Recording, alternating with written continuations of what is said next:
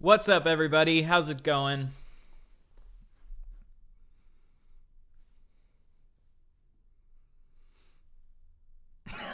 Happy Morbius month to my fellow gays. Yes, happy Morbius month. We just started the first day of Morbius month, so happy Morb. I hope you all morb with your gay partners. I hope there's lots of morbing that happens this month. We are live. What is up, everybody? Ryan Beard in the flesh. Your hair looks great. Thank you. I've decided I'm going for a little bit of a different style. Rather than the full Justin Bieber where you swoop it all to the side, I've decided to like kind of comb this to one side and that to the other, and I think I'm gonna grow it out long. Actually, I think I'm gonna go for like the Jared Leto look a little bit. I really am just trying to become Jared Leto in any way possible. So, anyway, it's good to have everybody here. A little bit of housekeeping before we get into the reaction to old Isaac. I have decided I'm going to start doing more streaming, which I'm excited about. Right now, I am still in the process of finding an editor to edit down my streams, but I want to do more of these reaction type streams where I respond to different things that I find on the internet, because a lot of times I'll find something and I'll be like, oh, this is cringe. But it's not really worth making a full like 30-minute long video about. So I was thinking, and I mean, people have done this before. It's not like it's some revolutionary idea, but I want to start doing reaction streams and then editing them down and putting them on my second channel.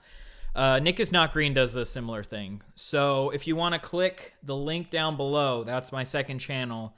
So you can subscribe to that, and then I'll hopefully be putting like edited versions of these videos on there. Second thing, I just set up channel memberships, which is something you can sign up for. It is a way to support the channel. There's absolutely no pressure to do it, but I'm going to be doing, I think, monthly members-only streams where I basically just kind of sit down and chill out with you guys. Maybe I'll do some commentary streams, members-only. We'll see how we're feeling with that. So that's one thing, members only streams. Another thing, you'll get your name put at the end of my videos if you become a member, and I'll also be giving you priority in the chat if you're a member. I know it sucks. I wish I could read every single message that I get, but unfortunately there's too freaking many of you. So if you want me to read every single message, then some of you are going to have to leave, unfortunately. So, but yeah, again, no pressure, just a way to support the channel if you want to. Happy Geck month. Every month is Geck month. I'm gonna be honest. I'm not on the 100 Gecks train, but I have slowly been warming up to hyperpop. I think hyperpop is a pretty interesting genre in general. I'm not someone who will ever like write off a whole genre of music, you know. Some hyperpop I find very annoying, but some of it I'm like, this is pretty dope. I like a lot of the bass in hyperpop music, that it just like hits you in the face really hard, and then just like the energy of it is really cool. So yeah, there isn't really any genre of music that I'll completely write off. Even country, I used to not like country, but then I started listening to old like Johnny Cash and stuff, and I'm like, there's actually some quality country music. You just have to find the right country music, you know. Hands, thank you for the $2 donation. I really appreciate that. All right, so let's get into the reaction. So Isaac Butterfield is an Australian comedian, and I made a commentary video about him about a month ago now. I think I posted it right at the end of April, I'm pretty sure, and then now we're just starting June. So I assumed that he wasn't going to respond to me because it was taking so long. So I was just like, okay, maybe he saw my video, but he just decided not to. But yesterday, he posted a response. Angry American attacks me, which I just found very funny, the thumbnail that he chose to use, because it just is a picture of me looking super happy, and then a picture of him looking like he's trying to kiss me. So I'm not exactly sure what the message behind that is. I wasn't angry when I made that video, and I also wasn't trying to attack him. I was trying to criticize him. which is two very different things. But oh my God, we got 2 members already. Thank you, Cavoozle, and thank you, Brady Cox, and then thank you, June, for the $5 and Allie for the $3. That is so nice of you. This is amazing. We got our first baby beards part of the channel. Isaac will never be Morbin. No, Isaac's not on the Morb train. He'll never become full Morbius, full Jared Leto. Anyway, let's just get right into. Hopefully this will work. Look at this. I kind of know how to work technology. All right. So Isaac Butterfield. Ladies and gentlemen, it's happened again. I've been attacked from far left-leaning YouTube. They've come after me, the mad woke people, the mad lefties, all that type of shit. Okay, so right off the bat, I wasn't attacking you. I was criticizing you. I just don't understand. Like, every single video that Isaac puts on his channel is him, like, criticizing people. But then when I criticize him, I'm an angry woke person attacking him. I just don't understand it. Are you saying that, like, you're attacking the people that you criticize? Because I feel like that what I did to you is exactly what you do to other people. I don't know. I don't understand it, but whatever. They've come after me because they don't like me. They really don't like me. And when you go into these videos and you read the comments, you think to yourself, holy fucking shit, I might jump off a... Okay, so I did watch this ahead of time. Sorry that the reaction isn't like fully, this isn't my first time seeing it. So he's saying that I don't like him, which is true. I don't like him, so that's accurate. But he also doesn't like the people that he criticizes. But I thought this comment here was really funny. Let me see if I can move my... move this out of the way for a second.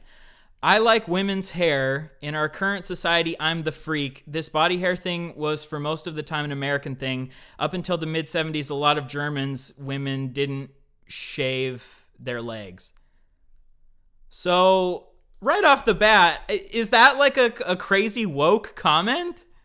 Is that an example that everyone's like crazy and woke? All that this person is saying is like in Germany, they tend to like women's body hair. Oh God, that's crazy. The crazy wokes are after him because he, some random German guy likes women's body hair. Oh, that is just, well, that makes me want to jump off a bridge. That is such a crazy woke comment. Thank you, Chatterbug, for joining the channel. Thank you, Holly Page. Thank you, Allie, Jenna, Neve. Thank you for all these new members. This is amazing. A bridge. But then you remember who these people are. Everyone who watches these videos and stars in these videos, in reality, could go on a season of Love on the Spectrum. You hear that, guys? All of you are autistic. I don't personally see that as an insult because I think autistic people are freaking based. So every single person in the entire Mr. Beard audience is autistic. I know he's just joking, but interesting insult to start off. Yeah, because of a prime example of someone having autism is like just being a decent human being, I guess. Now, what I will say before we get into the video, and this is a video about a guy called Mr. Beard. He doesn't even have a beard, which is just fucking... my face is covering up. He brought up my face. Yes, I do not have a beard. I'm so sorry, Isaac. I am incapable of growing a beard. I just happen to be born with the last name Beard. So if you want someone to criticize my British ancestors that forced me to have the last name Beard. That's cultural appropriation right there. What I will say is this. Ladies and gentlemen, we are really putting a lot of effort into the Patreon now, okay? I know a lot of people say, come and join the Patreon, they never do anything. Guys, go join Isaac's Patreon. Everyone go subscribe to Isaac's Patreon. Let's skip through his Patreon advertisement. I don't know how long his Patreon advertisement goes for. Whatever. can support the channel from as little as $1 a month. You hear that, guys? If you got $1, go over, subscribe to Isaac's Patreon. Go do it right now. I know that's what you guys all want to do. You deserve so much more having to deal with an Aussie criticizing you. I don't know. Dealing with this dude criticizing me isn't like, it's totally fine. I don't care. I'm really not angry about it whatsoever. But anytime if you're on the left and you criticize someone on the right, that means you're angry, guys. You can't criticize someone without being angry. $1 a month will get you access to the Patreon. You can also watch the podcast live, all that shit. So, for 25 cents a week, go and do it. Support me, support the channel, support this beard. I appreciate you. And if you don't want to join the Patreon, that's absolutely fine. The content will be here 3 days a week for you, absolutely free anyway. You fucking tight ass. Now, ladies and gents. That's not very nice, Isaac. Don't call your audience tight asses for not giving you money. Come on. You may remember a few weeks ago, I brought you a video about a young man by the name of Noah. Noah was very mad at me because I made fun. Okay, so this is my friend Noah Sampson. Go subscribe to his channel. He made a video criticizing the way that Isaac is just constantly shitting on fat women. And it was actually pretty ironic because he just happened to be making a video about Isaac at the exact same time that I was. We did not coordinate this whatsoever. He actually reached out to me and was just like, oh, I'm making a video about this guy. And I was like, oh shit, I'm making a video about him at the exact same time. So great minds think alike, I guess. Or, people with mental health problems think alike. I don't know if Noah has mental health problems. Fun of a topic that he loves oh so dearly. Body positivity. I was being fat phobic and Noah was fucking pissed. Now Noah, or Todd Flanders as he is now known by the... So this is his epic roast that he does. He compares Noah to Todd Flanders from The Simpsons, guys. That he really got Noah there, didn't he? Something about this just feels so boomer to me, being like, you look like a Simpsons character. Epic roast. Okay. The world. He was originally Ned Flanders, but Ned Flanders is too damn sexy. Stupid, sexy Flanders. So I named him Todd Flanders. You can call him Todd. Anyway. So the joke is he looks like the son of the character of Ned Flanders from The Simpsons, even though the reason he called him Ned Flanders is because Noah has a mustache, but Todd Flanders doesn't have a mustache, so I don't even understand... I don't get it. I don't understand the joke, really. He really roasted Noah on that one. I honestly haven't watched The Simpsons. I watched a few episodes of it. I was never able to get into it, but I like The Simpsons. I think it's a funny show. I think it's one of those shows that has kind of gone on too long, if I'm being honest. I haven't heard of anyone who's like a really big fan of The Simpsons now. I feel like most people are just fans of what The Simpsons was in the first 10 seasons or whatever. Todd is very pro fat liberation, whatever the fuck that means. Oh, I have no idea what fat liberation could possibly mean. It's not like it's a well-established thing of just trying to help fat people be accepted in society. That's literally all it is. He wants to liberate the fat people. Okay. I don't know if you break them out of concentration camps or all you can eat buffets. He fights tooth and nail to stop the fat ladies from being ridiculed worldwide. And obviously you shouldn't be ridiculed for just being fat, but they are being ridiculed because of the messages they are spreading. See, this is what I really don't like about Isaac, is he'll put in these little disclaimers. He's like, oh, you shouldn't be ridiculed for being fat, but you should be ridiculed if you promote unhealthy messages. But it's like, he'll just choose random fat people off of TikTok and just attack them for the fact that they're being fat. I would understand if he found, extremely, I don't know, woke people on TikTok who are, promoting the idea that obesity has no negative health implications. There are a few people like that on TikTok, but that's not what Isaac does. He'll just take any video of a fat woman dancing and living her life, and he'll just shit on her for it and be like, oh, I'm only attacking her because she's promoting an unhealthy lifestyle. It's like people just existing as fat people doesn't mean they're promoting an unhealthy lifestyle. And that's what's so annoying about it. Like, just own up to it, dude. You clearly don't like fat people. Just say, like, I think fat people are disgusting. You don't need to put in these, like, caveats where you're like, oh, I don't... people shouldn't be ridiculed for being fat. They should be ridiculed if they promote unhealthy lifestyles. I don't know. All right? Shit like extremely obese people are super attractive, and if you're like that, you should just remain like that and never try to change yourself. All that Tess Holiday shit, all that garbage. I think everyone on an individual level should decide how attractive they find fat people. But you ridiculing people who do find fat people attractive is being an asshole. Like, that's just really shitty. I am not someone who pushes that, like, you have to find every single fat person attractive. If you don't personally find fat people attractive, that's your personal preference. But I think it is worth analyzing, like, where these preferences come from. Is it 100% just, like, how people are? Or could there be social pressures that cause people to be attracted to certain people? Like, in the Victorian era, it was considered more attractive to have a little bit of extra weight, and that was just the culture at the time. So I think it's worth, like, analyzing these things, you know? But if you personally don't find fat people attractive, I'm not gonna, like, attack you for that. Is fucking Todd Flanders' MO. That's his thing. Well, today, I have someone even better. And following The Simpsons... Someone even better, guys. I wonder who it is. Love your content, my guy. You're funny and down to earth. It's refreshing to see this sort of content. Oh, thank you for the $5. You do not have to give me any more money than that. That is so nice of you. Thank you so much. Theme, may I introduce you to Ralph Wiggum. Ralph Wiggum, guys. He compared me to a Simpsons character. He compared Noah to a Simpsons character, and then he also compared me to a Simpsons character. That's an epic roast. He really burned me there. This cretin is known as Mr. Beard, and he made a video about me called Australia's Dumbest Comedian. Fuck you. That's quite hurtful. But let's... I'm so sorry, Isaac. I'm sorry if I hurt your feelings. I don't know who the character of Ralph Wiggum is. Isn't he just, like, kind of a dumb kid or something? All I know is that Ralph Wiggum, from what I've seen, seems pretty cute. So I'll gladly take the title of Ralph Wiggum. If you want to call me Ralph Wiggum, I'll take it.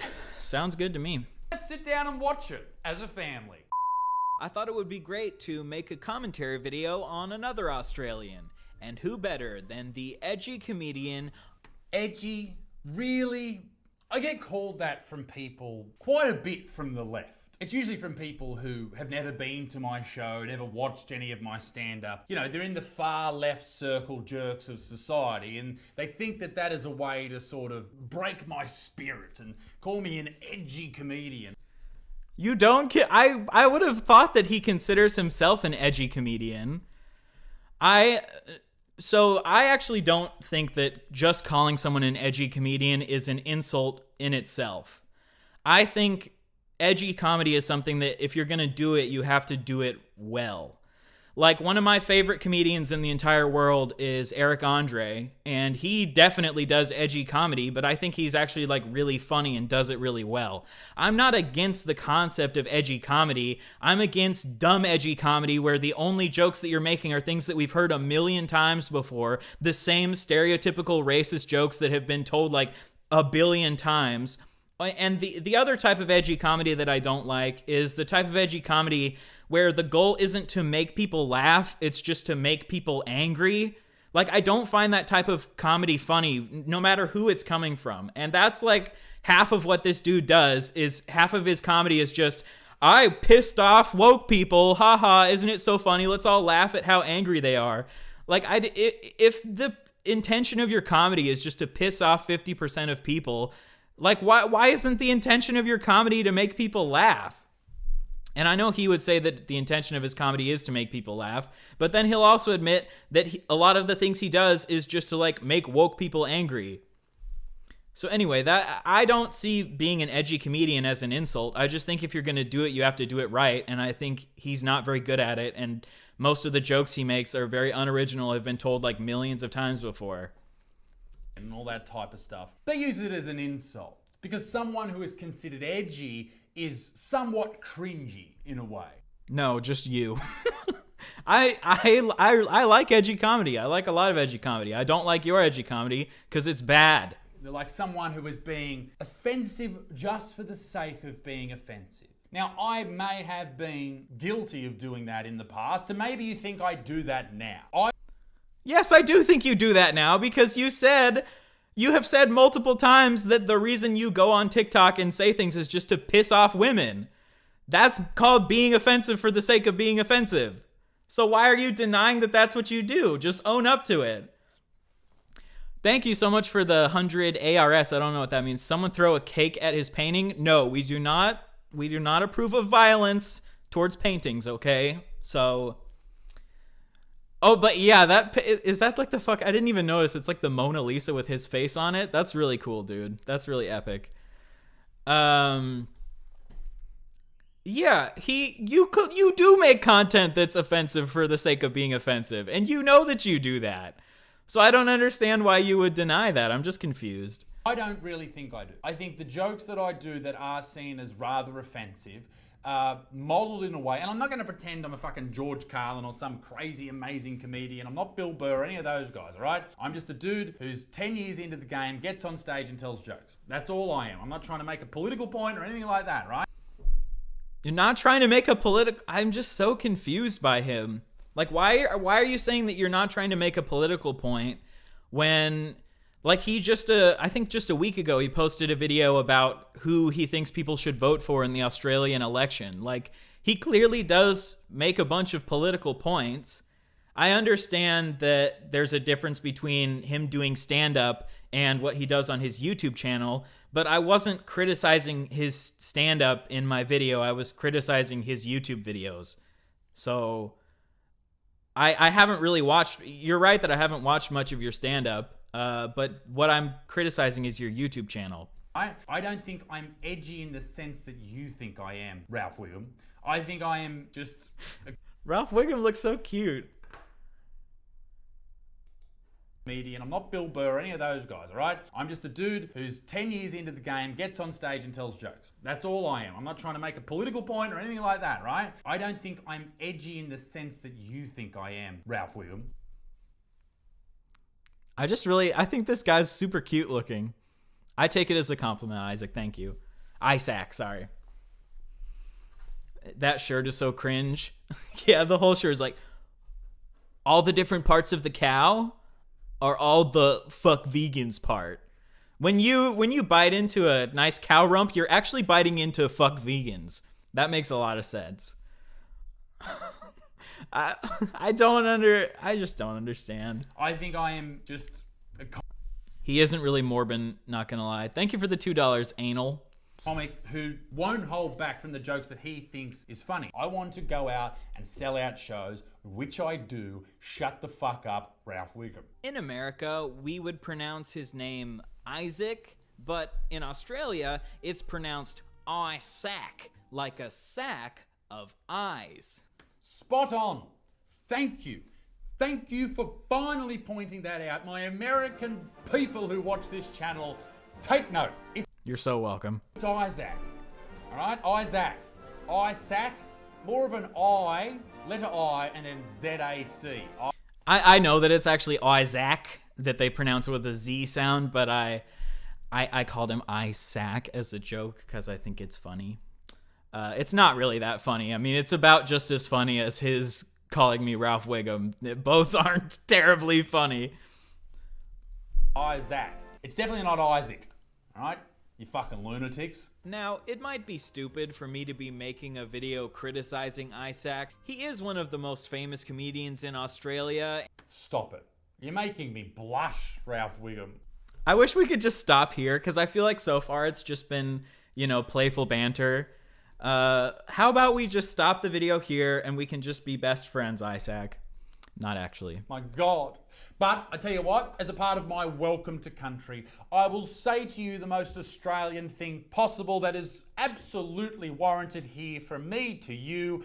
Go and get fucked, you fucking Now, okay, now we're not friends anymore.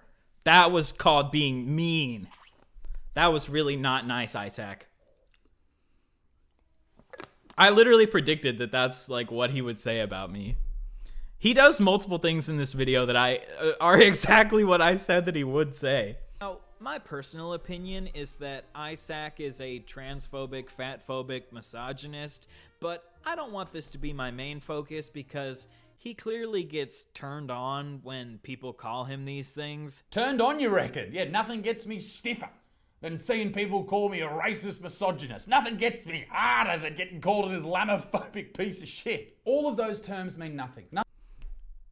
All of those terms mean nothing. Racism, that word means nothing. That's actually a meaningless word. There's no such thing as someone who hates someone else for their race. And the reason I said that you get turned on when people call you these things is because you like when people cancel you, because when people cancel you, it like helps you sell more tickets. You've said this. This is why I said that comedians like you get turned on when you call them racist, bigoted, whatever, because that's like your whole marketing tactic is that you want people to think, oh, he's so edgy and so controversial because he's not afraid to say what everyone else is afraid to say. He's not afraid to make a joke about Muslim people dying. Ooh. So that's why my video focused on how I think you're a hypocrite and you contradict yourself all the time, not on how I think you're a bigot, because me calling you a bigot turns you on. Nothing I've ever said on this channel wasn't based in fact. Maybe something I've said. I have made 3 videos for 4 fucking years. Okay, so what you make isn't based in fact? I just like how he'll say something and then he'll instantly back down from it. Everything I say is based in fact. Actually, maybe not everything, but most of it is. But particularly when I'm calling a spade and relying on technical knowledge or scientific knowledge. The things that I was criticizing you for are not based in scientific technical knowledge. I called you an asshole because you said women's body hair is disgusting. I called you a hypocrite because you hate when women make generalizations and then you turn around and make a bunch of generalizations. None of that has anything to do with scientific data. And then you call me a racist or a misogynist or a sexist based on that? No. Is it... I called you a misogynist because you like think that slut shaming is okay and you call women's body hair disgusting. That's not based in scientific facts or data. There's no scientific data that says we should slut shame people. That's just your like perspective as a misogynist.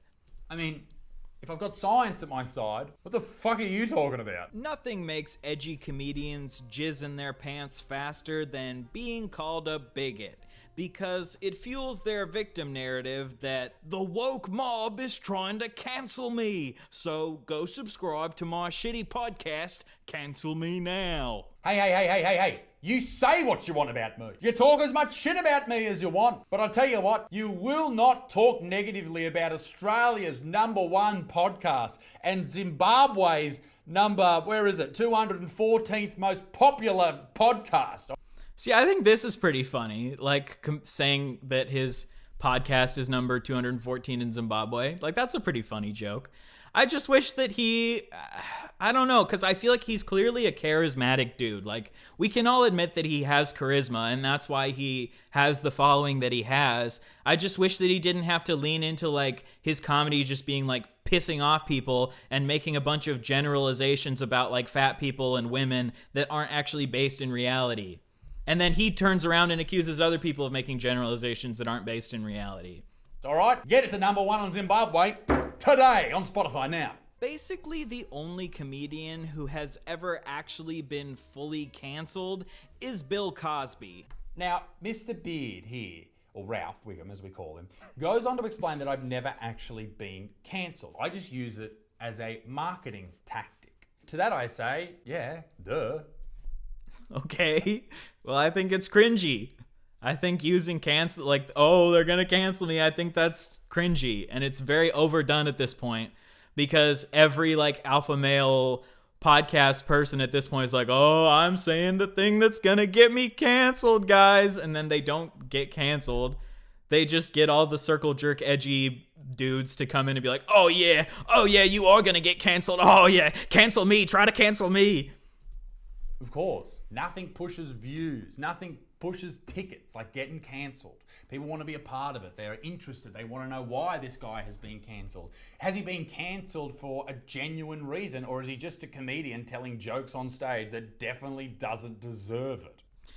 So I think he got a bunch of people criticizing him because he made a joke about how after this mass shooting where a bunch of Muslim people died, he made a joke that like after that people in the city couldn't find any cab drivers because all the Muslims were dead, which is like I understand that it's a joke, but it's just I don't find that funny. And I feel like if you're gonna make it a edgy joke that's successful, the amount of edginess has to be like overshadowed by how funny it is, you know? But what the boy with the radio announcer's fake voice won't tell you is it does have real life repercussions. Sure, the death threats aren't wonderful. I have been told so many times that I'm going to be killed or they're going to rape someone in my... But do you not understand that? Like, I understand that you get death threats from the things you say. Everyone on the internet gets death threats. I think death threats are horrible. No one should ever send anyone death threats. I get death threats. He gets death threats. Everyone does. But I just don't understand why he can sit here and be like, oh, there are negative repercussions to being canceled.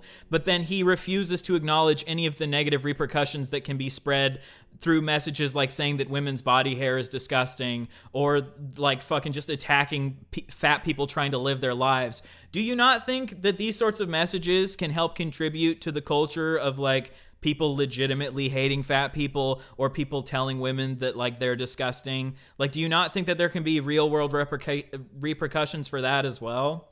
My family. Skin my dogs. After the Christchurch massacre joke went viral, when they were saying that was too soon, even though I did it 2 weeks after it happened, I received 67,000 DMs, message requests on Instagram. That's a lot. And what's worse than all that, because I'm used to that type of shit, what's worse than that is when sponsors pull out. It really does have a financial effect on this channel. I've got people that rely on me for work. I have an editor, I have a guy that does my thumbnails, the people who make the merch, all that type of stuff, the guys who sell the tickets, all that shit, they depend on me for income, to feed their families, feed their dogs, all that shit. So when people come for the sponsors of my show or my channel, whatever you want to call it, and then the sponsors have to make this big announcement like, well, we cannot stand by Mr. Butterfield. Do you know what happens? I lose out on cash for like 2-3 months, and then the sponsors come back. So yeah, it has real life repercussions. Okay, so he said, and then the sponsors come back. So what you're saying is that it has repercussions, but then the sponsors end up coming back. And you have said multiple times that you like being canceled because every time you get canceled, it causes your business to do better. So I don't understand how you can be like crying about, oh, I lost sponsors, and then also turn around and say that being canceled helps your business. Like, these can't... I guess they can be true at the same time, but overall, you like being canceled. And also, like, sorry, but this is the free market means that businesses can choose to associate with whoever they want to associate with.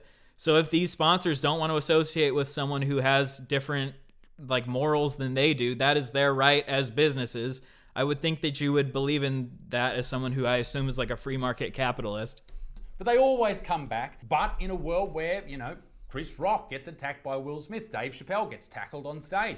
Comedians who have their reputation smeared because they are, whatever pejorative term you want to use, whatever label you want to put on them, turn them into a horrible person, you increase the likelihood of that person being attacked, right? So I'm increasing the likelihood of comedians being attacked by criticizing him on my YouTube channel. So by your own logic, will you admit that you increase the likelihood of trans people, fat people, and women being attacked by criticizing them on your channel? Or does this only account for comedians who have literally been attacked twice? There have been 2 instances of comedians. I mean, maybe there's more than that, but basically only 2 instances of comedians being attacked. And I mean, if I was someone who like thinks it's okay to attack comedians, then maybe that's a fine rebuttal. But I have literally tweeted about how I don't think that you should attack comedians because I don't want to be attacked. He doesn't want to be attacked. I don't think that sending death threats or going up on stage and like punching comedians, I don't think either of those are valid responses And I think that me and Isaac both agree on that. But if you have the perspective that me simply criticizing your comedy will lead to more comedians being attacked, then you should also acknowledge that you, like, just shitting on fat people for no reason can lead to them being attacked. Right? That's what you do. So, yeah. Cheers, Ralphie boy. Thanks for fucking putting me on a pedestal to be, I don't know, attacked at a comedy show. I have specifically said that if you go and attack someone at a comedy show, you're a fucking idiot. Like, we both agree on that. But if you're going to do that, fucking bring it on. I'll fuck you up. The only way that Isaac is being canceled is by his audience slowly losing interest in his content, causing him to get 1/10 of the views that he used to. Sure, fair point. Fair point. Ralphie's not missing the mark there. The views At least he owned up to it. are down on this channel. So thank you for watching. You know, over a 4-year period of building. Now, that was kind of me just taking a shot at him. Because I do realize that over the lifespan of channels, people have their, like, incline and then they have their decline a lot of times. You know, there are very few channels that have just kept growing and growing and growing and growing over time. The only reason I took that shot at him is because, yeah, the people that are canceling you are your fans that don't like your content anymore. They're the only people that are actually canceling you. 1.7 million subscribers. People leave the channel. People stop watching the channel. Other channels come in and take its place. The algorithm changes. Maybe someone's not interested in this, someone's not interested in that. Because I've made videos on such a variety of topics from Australia, right? That was what a lot of people come on for. Then politics, then vegans, then, you know, fat phobia, then all these different sort of topics. People come and they go based on the video. Yeah, but I had a bunch of people in my comment section being like, I used to like Isaac until he started, or Isaac, sorry. I used to like Isaac until he started just, like, shitting on people for no reason. So I think you should be able to acknowledge that your rhetoric of just, like, attacking people for living their lives can have a negative impact on your audience just being like, oh shit, this dude's an asshole. I don't want to watch him anymore. And that's fine. That's fine. I'm not watching every video's view count and going, oh my God, my life's over. What is real for me is the people that come to shows, and those numbers are increasing, and that's all I really care about. But I will say this, for as long as you watch my videos, I will endeavor to make them enjoyable, entertaining, and I'll always try and make them better. Wow, that is amazing. You're just a true free speech warrior, and I'm just so proud of all the amazing content that you're making, Isaac. I didn't think this was fair. Comparing Welcome to Fat Talk at 201,000 views to It's Okay to Be White. Now there is definitely a difference there. One was posted 7 days ago when he made the video. The other... It seems to really have gotten under his skin, me criticizing him for having less views, because he's taking the time to pull up the analytics from his videos. I'm glad I got to you, Isaac. It was posted 3 years and 8 months ago, or 1,307 days ago. And when you look at the analytics over that same period of time, the 7 days, one got 101,000, the other 241,000. Fuck me, Ralph Wiggum. Give me a bit of time to grow, big dick. Recently, that's fair. I will say that that's fair. My views have been a little bit down since when they were 6 months ago. Maybe my views will end up going up. Maybe Isaac's views will go up. Who knows? That's not really something that I see as a big criticism of him, is that his views are down, because that happens to everyone. Isaac pissed off a bunch of people when he posted this on TikTok. Okay, I'm going to freak everybody out. I'm going to upset some people, and I enjoy doing that. Female body hair is disgusting. So I'm sure if you've been involved in the channel for a while now, you'll remember the carry-on that happened with this shit. I sure do. It fucking blew up. People all over the world were talking about it, to the point where I was asked to go on Dr. Phil and talk about it. Dr. Phil is such, like, a slime ball, honestly. I hate how Dr. Phil likes to act like he's this impartial person, but then he sends the guests that go on his show to some, like, Christian ranch where they try to, like, convert them into being Christians or something, and then he'll also just have, like, he'll just bring, like, really terrible people on his show. I am not a Dr. Phil fan whatsoever. Now, in that actual video that I first posted to TikTok, I went on to say, listen, this isn't about chicks with a little bit of hair. This is about women who have massive, hairy, bushy underarms or extremely bushy legs, and they think they're changing the world. I think that's a bit gross. I think that if you have that feeling, just keep it to yourself. There's no reason to go out and tell people that you think that they're disgusting for how... I don't care how much hair a person has on their body. I might have certain preferences about it, but I just want to live in a world where people can have as much hair as they want to, and who gives a fuck? Like, why can't we just let people exist? Why can't... Like, I would never criticize you for that beautiful bushy mane that you've got going on there. I think it looks quite stunning, and I think you should be able to have a nice bushy mane. And I think if women want to grow a bunch of hair under their underarms, who fucking cares? The thing that I'm criticizing you for is that you feeling the need to go out and say that they're disgusting just so you can piss women off on TikTok. That just makes you a massive asshole. And the thing is that you have gone and criticized other people and called them assholes and said they're not being respectful. In the video, I criticized because you called a trans person an asshole because they were like, you need to use my pronouns. And he's like, oh, don't be an asshole about it. I'll use your pronouns, but don't be an asshole. And then he turns around and he's a massive asshole. Which is my complete right to say. As a... I just love how these dudes, they only think on the very surface level. I have a right to say what I want to say. I am not saying that you don't have a right to say what you want to say. You can say whatever the fuck you want to say. I believe in freedom of speech. I'm just criticizing you like you criticize other people. Person who has an opinion. In the same vein that if a woman wants to say that she finds beards disgusting, even though she's wrong, she can say it. Yeah, she can say it. I'm not saying we should deplatform women for saying beards are disgusting. I'm not saying we should deplatform you for saying women's body hair is disgusting. I just think you're a hypocritical asshole. Women aren't hairless. I very much understand that. All I'm saying is if you've got a big hairy underarm, you're gross. You are gross. Gross, gross, gross. And why is it that you feel this way? Why is it that women with big hairy underarms are gross and men with hairy underarms aren't gross? Maybe it's the historical context of that razor companies have convinced women that their underarms are gross. Maybe there is an element of that razor companies have gotten into your head subliminally and you don't even realize it and you think that these are just your preferences, but it's actually based on 100 years of conditioning, because things aren't as simple as just, this is my preference, this is my opinion. That's what's so annoying about dudes like this, is that they aren't willing to do any sort of analysis on a deeper level. All that they'll stop is, I can have my opinion, I can speak my mind, and I think it's gross. Okay, but can we think on a deeper level for a second? Can we go maybe 2 steps deeper than that and see where these thoughts come from, and see that maybe saying that you think it's disgusting is contributing to a culture of misogyny?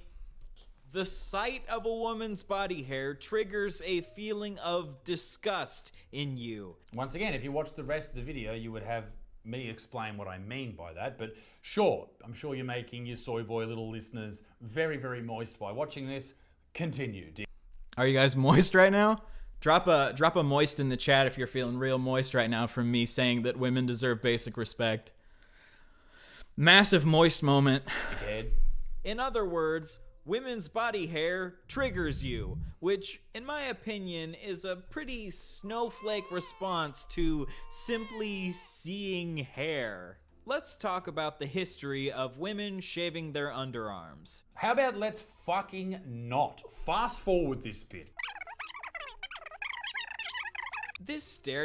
I like how he fast forwarded the entire context of why his perspective that women's body hair is disgusting isn't based in any sort of logic. He claims to be a big scientific logic dude, and so I gave all this context for the societal reasons why women's body hair is seen as disgusting, and he's like, let's fucking not, let's skip right past that shit.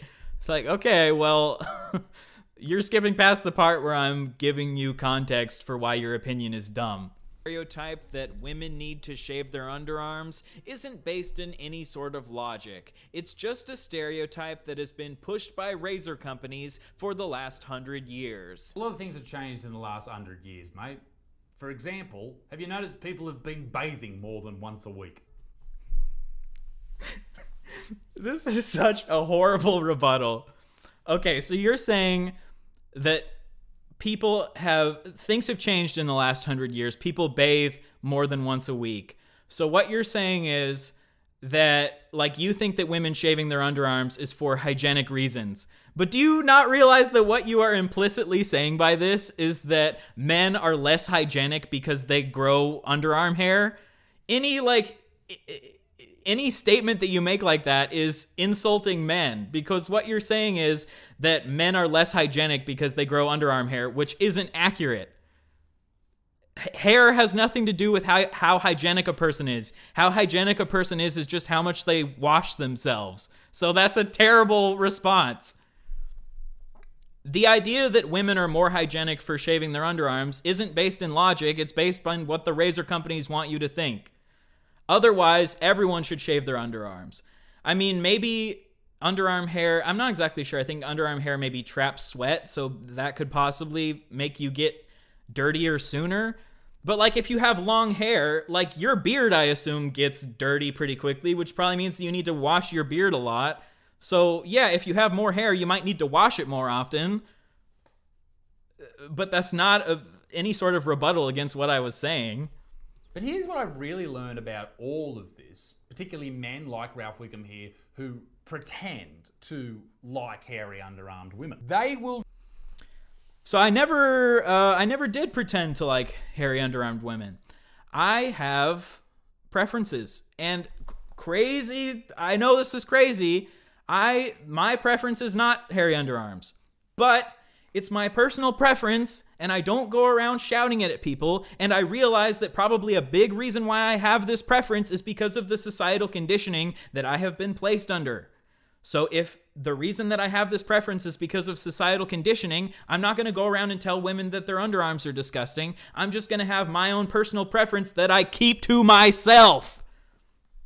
Do absolutely anything to appear as an ally. I assume he smells these pits. I don't know what they do. Yes, I spend all of my free time going around and smelling the underarms of women. That's my favorite pastime, 100%. The whole concept of, like, being an ally, I don't know. I have, like, mixed feelings about it. I feel like people should just try to, I don't know, my goal in life isn't, like, to be seen as an ally. It's just to be seen as someone who pushes for more empathy, more inclusiveness, and just tries to make a better society for every person living in it. My goal isn't like, oh, I want to be seen as the most woke ally possible. I just want to, like, create a world where everyone feels comfortable in their own body, comfortable in their own skin. I want you to be able to feel comfortable with your beard. I want women to feel comfortable with their underarm hair, because who cares? Why can't we all just be nice to each other? Do with it. Anything to get pussy, hey, little Ralph. They want to appear. My girlfriend gives me plenty of pussy. I don't need to. Okay, Chloe probably won't be happy with me saying that. No, I don't need to. I don't need to appeal to feminists to get pussy. Like an ally, so they don't appear like a threat, so women will date them. I find it confusing. I'm in a committed relationship for 5 years. I'm not saying what I'm saying to get women to date me. I already have a girlfriend. I'm saying crazy idea, but I say what I say because it's my genuine opinion. I know that's like, that's insane that a woke person could possibly actually have genuine opinions. Think that dudes like this think they're being brave by stating an opinion that's already the social norm. I don't think I'm brave, but oh, thank you. Like, yeah, most people find women's body hair disgusting. Wow, that's sexist. You pig. I know he's joking, but it is not sexist to analyze societal trends. It's not sexist to say that most people in society find women's body hair disgusting because we've been conditioned to feel that way. I know that you're joking, but that's not how... You can't just use woke, like what you consider to be woke buzzwords or whatever. It's not sexist to point out that a lot of people find women's body hair disgusting, and that's something that we should like analyze and try to get over, because it causes women harm and shame in their own bodies when they feel like their body is gross just for the hair on it. Again, I want you to be proud and strong in your beard, and I want women to be proud and strong in their hair, because who gives a fuck? Continue. Because we've all been manipulated by razor companies into thinking it's disgusting. These companies need us to think it's disgusting so they can keep selling razors. You're not brave for sharing this opinion. You're just being a shill for Gillette. That's it. The jig's up, ladies and gentlemen. He got me. All this time I've been working for Gillette. Gillette, At least he admits it. the best a man can get. Use the promo code fucking Jesus Christ. Her pits are hairy. Don't you love them?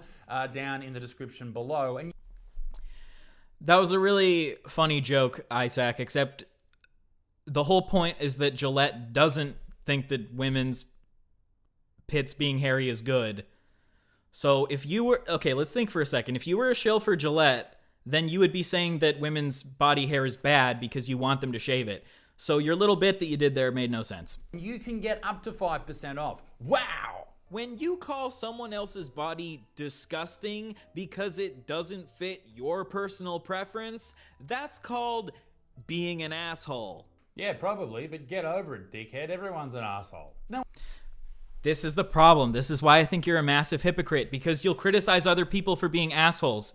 You cut out the entire point in my video that I said that you call trans people assholes when they're like, use my preferred pronouns. You can't have it both ways. You can't be proud of the fact that you're an asshole and then go and criticize other people for being assholes. It has to be one or the other. Either everyone should be assholes or no one should be assholes. No one cares. The world is a tough place. And if you are so upset about me saying that underarm hair on chicks is gross, you are going to have a fucking tough life, whoever you are. I'm not angry about it. Is it insane to just be like, hey, can we push towards a society where everyone feels like comfortable in their own bodies? Because that's just like the nice thing to do. I don't see what's so crazy about that, or what makes me so triggered. Isaac is well aware that he's being an asshole. On his YouTube channel, he claims that this was all a social experiment. I wanted to conduct a little social experiment the other day. I wanted to see if I could piss off an entire group of people. So I went to TikTok. No, seriously, I was in my office thinking to myself, okay, how can I piss off the woke people on TikTok? Because it's mainly woke people. And what could I also do to make more content for myself? Aha! I'm going to call underarms gross on chicks. Yeah, and I think that's cringe. I know that that's what you were doing. I know that you think you're sitting in your house and you're thinking, how can I make a bunch of people angry so I can spin that into content? I think that that's cringy. I think if you're a comedian, you should be focused on how can I make the most people laugh possible, not how can I piss people off so that I can get more views. Underarm hair, not underarms. Everyone has underarms, all right? Don't let them tell you the opposite. Underarm hairs on chicks are gross. I say that, everyone talks about it. It almost gets me on Dr. Phil. They pulled out someone had COVID, which is a fucking weak excuse, by the way. I was really excited. I even did the sound check for it. Anyway, point being, I made that video to annoy people, to make content about. Yeah, I am fully aware of that, and I think that kind of content is stupid. That's my personal preference. I think content where the whole purpose is just to piss people off is bad content. And I don't understand why I know he's not a conservative, but I don't understand why 50% of conservative humor is just, let's see how angry we can make people. If we make people angry, that's funny. Like, I guess there is a certain element where sometimes it can be funny to, like, if someone's getting angry for a really ridiculous reason. I understand there's some humor in that, but I just don't find this entire idea of conservative humor where the point is to piss people off rather than the point is to just make genuinely funny jokes. And I think that's because the majority of conservative comedians can't make actually funny jokes, so they just have to resort to thinking, okay, how can we make as many people angry as possible, and then we'll just laugh at the woke people being angry.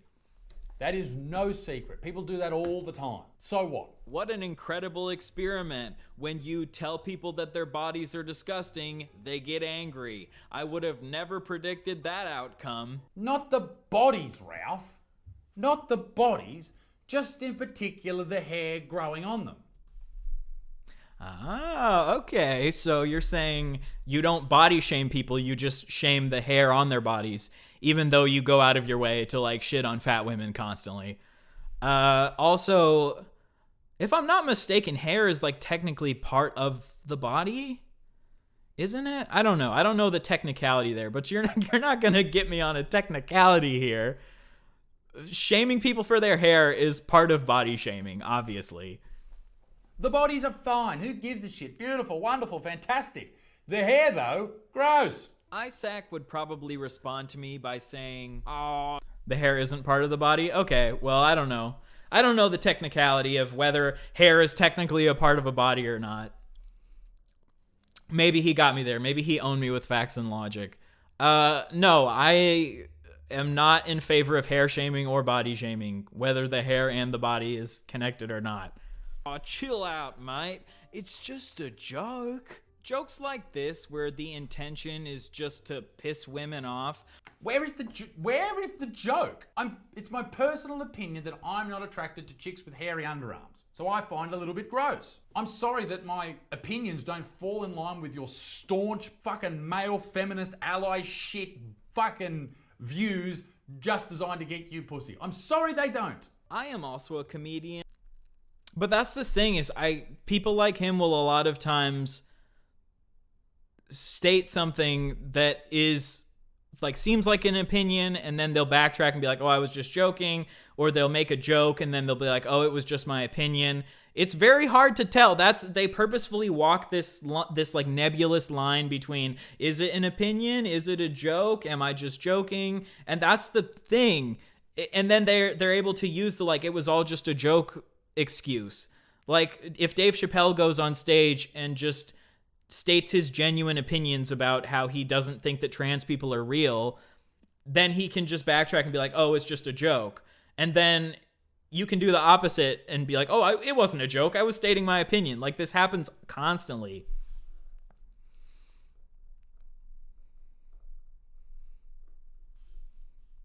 I am also a comedian. I'm Idaho. Yes, of course you are. He edited me into a Simpsons clip. That's really funny.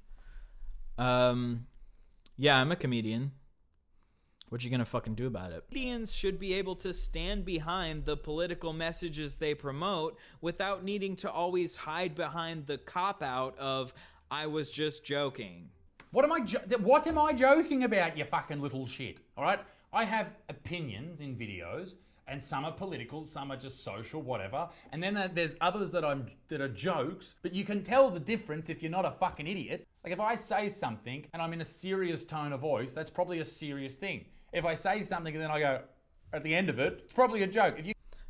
But in the original TikTok that you made, you were like, "Female body hair is disgusting."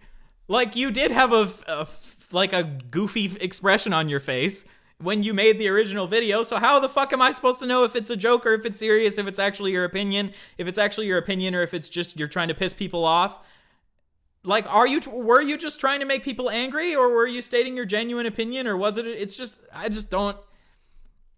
I feel like people like him just keep it all like purposefully very nebulous, you know? They call that technique the Mott and Bailey. Love your work. The Jared Leto video has me busting up in my room. Oh, thank you. I'm glad you enjoyed the video. You can't work that out. What I'm really saying, and I genuinely believe, and what I don't, you're a fucking idiot. This is a long video, and I'm sorry, but this motherfucker did a 31-minute video just shitting on me, and it continues to get better, so continue with me. After receiving a ton of backlash, Isaac posted a response video on YouTube, which, in my opinion, was some pussy shit. I won't be told what is pussy shit and what is not pussy shit by you. You are the personification of pussy shit. I'm not. That's fair. I do give off pussy energy. You know what? I just started working out the other day, so I'm gonna be the biggest alpha, the biggest alpha in the entire world. I only look like a soy boy right now because of my weak jawline, okay? So all of the alphas are going to love me soon. I promise. Not talking about, like, you know, a couple of... But no, I don't think that... Like, what about me is the personification of pussy shit? Just like the way I look? Or are you saying that I back down on my opinions? Because backing down on my opinions is what I'm criticizing you for. Days of growth of hair. Who gives a shit, right? Everyone's got hair. I'm talking about the chicks that have the big hairy bushes and think they're changing the world. They're the chicks I'm talking about. The ones that think they're defeating the patriarchy by growing fucking moss under their arms. No one gives a shit, love. You're not achieving shit. Isaac will regularly make very inflammatory statements. Female body hair is disgusting. But then once he gets backlash, he'll walk the statement back to make himself seem more reasonable. Okay, sure. Maybe I've done that in the past. Who hasn't? But in this... Maybe I've done that in the past. Who hasn't? That... So your response to that criticism is everyone does that. Everyone makes inflammatory statements and then walks them back. I mean, I try to avoid doing that. In this case, you're dead wrong. If you just showed the rest of that clip that you just played, you would see that I actually say in that video, I'm not talking about just a little bit of hair, I'm talking about big bush. But you didn't do that. You just sat there and lied to your audience to make someone else look bad. I'm confused by this because he didn't... Maybe he's saying that in the original TikTok that he walked back the point and it wasn't after getting backlash. But he didn't play the full TikTok in the YouTube video that I was responding to. So I don't know. Maybe I did make a mistake there in the editing or something. Regardless of whether it was either he like makes the inflammatory statement and then immediately walks it back, or he makes the inflammatory statement and then walks it back after getting backlash. I feel like that's kind of similar. But I do apologize if I accidentally edited that in a way where you hadn't...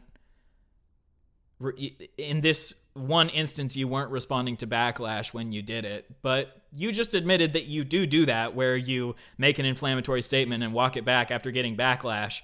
So if you admitted that you do that, then my criticism isn't inaccurate. But I am sorry if I accidentally... In this specific instance, you walked it back immediately instead of walking it back after criticism. Cool. Good one, mate. Killing it. Let's look at his recent video, 10 Reasons Woke Women Hate Men. This video is the type of video that would have probably gotten Isaac over 1 million views back in 2016, but thankfully it seems like a lot of the internet has moved on from watching these types of fear-mongering videos about woke women. I disagree.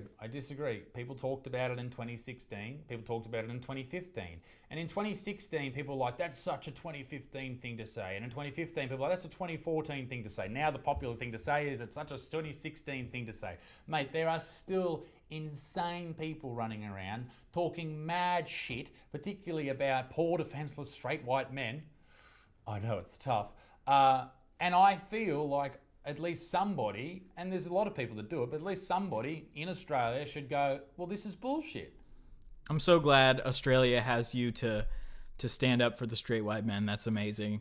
Okay, maybe there are some people who still get a lot of views for making fun of woke women. You're just not one of them because you get so many less views than you used to. But yeah, no, I'm glad that you've passed the torch on to other channels who can make fun of woke women. Call a spade a spade. You're basically the grandfather of making fun of woke women, I guess. And say that is fucking bullshit. And that's what I do. Now, if you don't like that, you don't have to watch it. You can hang out with Mr. Beard and he's fucking... Geez, you need a fucking beard. Honestly, you need a fucking beard. I have a hormone deficiency that makes it impossible for me to grow a beard! Okay, so you're body shaming my hormone deficiency! See, that's the type of person he thinks I am. No, I can't grow a beard. Whenever I try to grow a beard, it ends up just looking like pubes on my face. I've mentioned this multiple times. But no, so people like him will be like, oh, well, if you don't like it, then you don't have to watch it. But then their entire content is finding people from other communities and calling them out and criticizing them. So this is a contradiction because your entire business model is finding TikToks of like trans teenagers that you think are cringy and then making videos about them. So, but then when I find your video, I think you're cringy and criticize you, then you're like, oh, well, if you don't like it, then just don't watch it. Like, take your own advice then. If you think that you just shouldn't watch the things you don't like, then stop trying to pick out random trans teenagers who you think are cringy and then making compilations out of them and then like having your fans go and harass these people. I know that I don't think Isaac has ever told people to go and harass people, but like after this video that he made about me, I got like hundreds of his fanboys coming to my comments insulting me, which is fine. I'm used to it. I know that that comes with the game. You can come and insult me, call me fat, call me Ralph Wiggum or whatever. I don't give a fuck.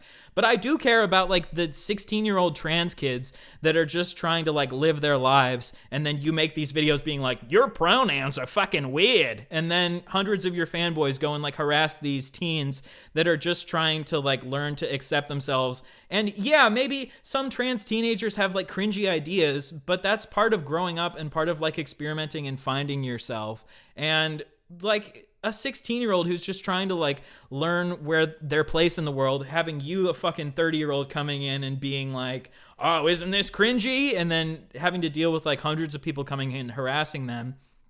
I think that's like something worth criticizing. So I don't know. I think it's totally fine to find people that like you think are cringy and criticize them, but I don't think it's fine to be going and just like attacking teenagers that are just trying to figure out who they are, you know?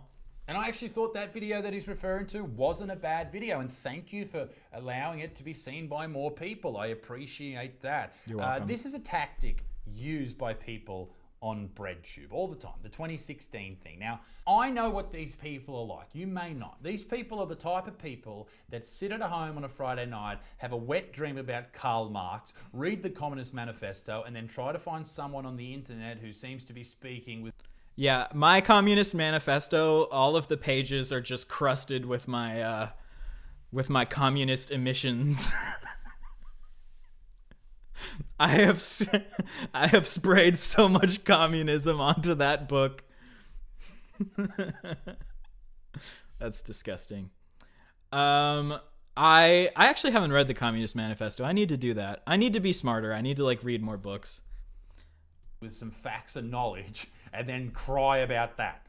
That is what these BreadTubers are like. Point being, yes, that topic was very popular in 2016, but it still is because the problem still exists. Oh, by the way, BreadTube is like it's a term for leftist YouTubers, I guess. I don't know where the term originates from. Something about I honestly don't know why bread is associated with leftism. Something about giving the proletariat bread or something. I don't know. I need to figure out why they even call it BreadTube. Exists. So maybe we need to make more videos about that. This video is filled with exaggerated stereotypes and outright lies about feminists. Outright lies. This would be good. Please tell me what I was lying about. Number 10, toxic masculinity. If there has been a buzzword over the past 5 years or so, toxic masculinity has to be up there with some of the greats. By definition, it is a set of attitudes and ways of behaving stereotypically associated with or expected of men, regarded as having a negative impact on men and society as a whole. So it's basically whatever men do. That is toxic masculinity. Anything that's bad that a man does is toxic masculinity. Does anyone disagree? You hear this shit in the media all the time and on social media all the time. But let's wait. I'm sure he's got a gotcha moment ready to go. Wait, what do you mean does anyone disagree? Like with the definition of toxic masculinity? I don't understand what he means by that. Anything bad that a female does is not toxic femininity. It is brave, powerful, wonderful, and fantastic. Yay. When have feminists ever claimed that women can't be toxic? I'm not sure when they've claimed that, but rather than accepting women can be toxic, they like to push the blame onto other people. In this case, men, masculinity, toxic masculinity, the patriarchy, etc. No. Okay, so he's like, I don't know when they've made that claim. Well, if you don't know when they've made that claim, then why did you make the claim in your video? If you don't know when they've made that claim, then don't put it in your video. Don't make claims that haven't actually been made. And maybe there are some extremely, like, out there rad femmes who believe that, like, women are incapable of doing something wrong. But women don't think that you can't do something wrong if you're a woman. Is there anyone in the chat who genuinely believes that being a woman just absolves you from any toxicity? Like, if a woman acts toxic, you shouldn't just blame men for a woman being toxic. That's, like, obvious.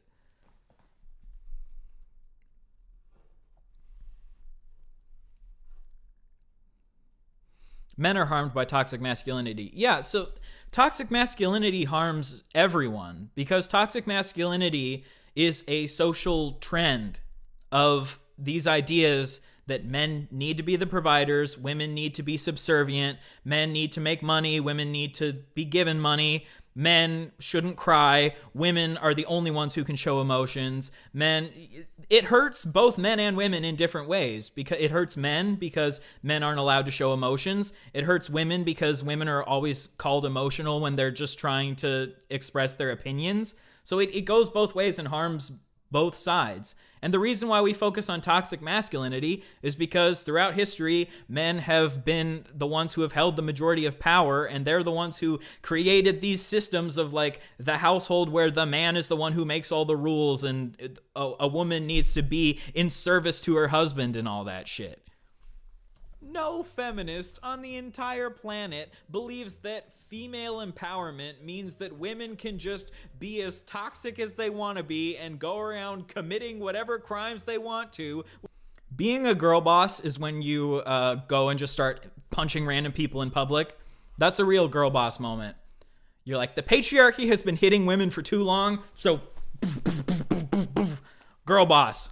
Without being held responsible. That is obviously fucking stupid. I tend to agree. I don't think I ever said that women get away with crimes, although they do get more lenient sentences. But I guess that's a topic for another video.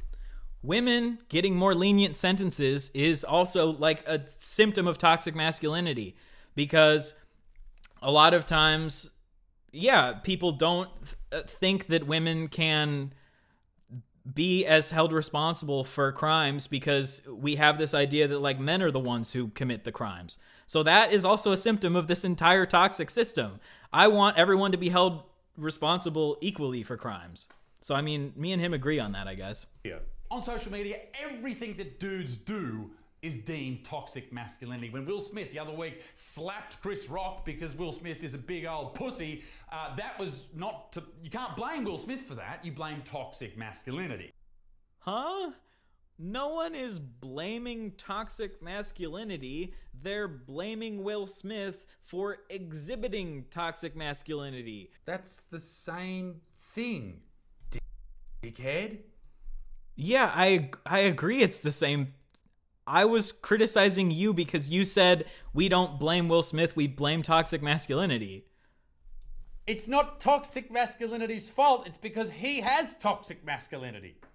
You got me. It's like saying that Auntie Cheryl, who just died of COVID, it's not COVID's fault. It's her fault for exhibiting COVID. Yeah, you're making the point that I made, that your statement made no sense, that we blame the person, that we blame toxic masculinity instead of blaming the person.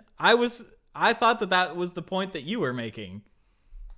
Fuck you, Auntie Cheryl. What Ralph is doing is he's playing word games. He tries to confuse people and try... No, I'm not playing word games. I was confused by what you said. You said we don't blame Will Smith, we blame toxic masculinity. No, we are not blaming toxic masculinity. We are blaming Will Smith and saying that the actions that he's exhibiting are probably being influenced by the social pressures of toxic masculinity.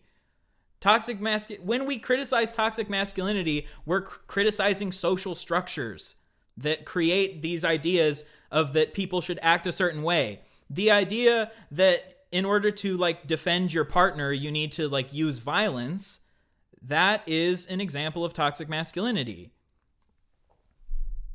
So I'm just confused now because it feels like he's saying that he wasn't making the point that I thought he was making. Tries to sound intellectual by doing so. This is one of their main tactics, is to sound more intelligent than who they're talking down to.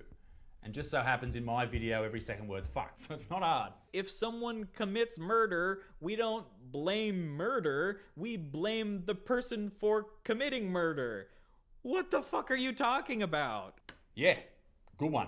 So I assume you're pro-guns then? Okay, so he's saying that we should blame people for killing people. We don't blame guns for killing people. And that is a straw man that conservatives put forward that's like blame the people, don't blame the guns. No one is saying that the gun is what's killing people. We're saying that the people use the gun to kill people and that we should make it less easy for these people who want to kill people to get guns because these people want to kill people. No one ever made the argument that guns are the ones that kill people. People use the guns, and if there's someone who wants to kill someone, it shouldn't be easy for them to get a gun. I do believe in the right to bear arms, but I just think that we need to have common sense gun control laws that make it so that it's not like I've talked about this. I personally believe that at the very least it should be just as difficult to get a gun as it is to get a car. Like, it makes no sense that someone can get a gun without needing like a license or needing to take a test.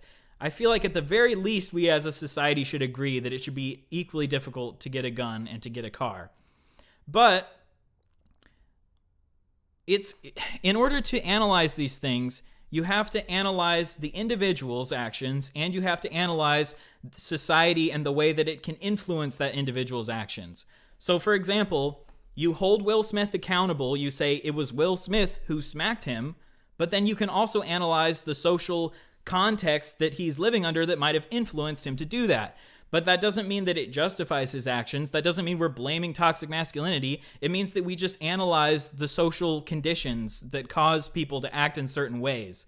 That's why, like, conservatives who are only stuck in individualist thinking, but they refuse to do any sort of analysis on a systemic level, that's why we get stuck in these ways of thinking where nothing ever gets better because they're not willing to analyze the structures that lead to the people acting certain ways.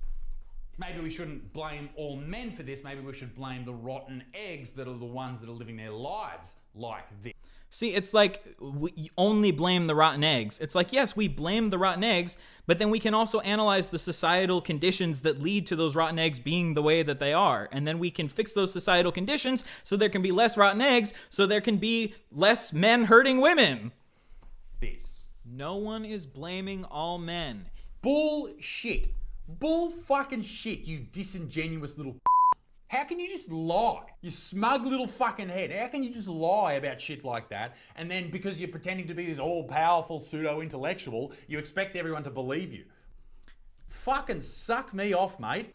He got very angry at that one. So when I say that no one is blaming all men, I know that there are people who say things like kill all men, you know, like all men are toxic, all men are this, all men are that.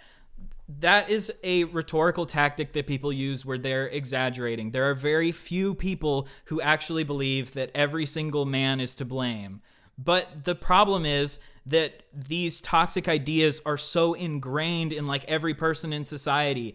I still have toxic things that I need to deal with. I think it is a toxic idea that sometimes I feel like a feeling of disgust seeing a woman's body hair. I'll own up to that. There are times that I've seen women's body hair and felt like grossed out by it. But that is because of the social pressures that have led me to feeling this way. So that's why we have to analyze these social pressures and not just be like, oh, it's just my opinion. You have to analyze these social pressures and get to the point where you can say, like, this is why this is wrong, basically.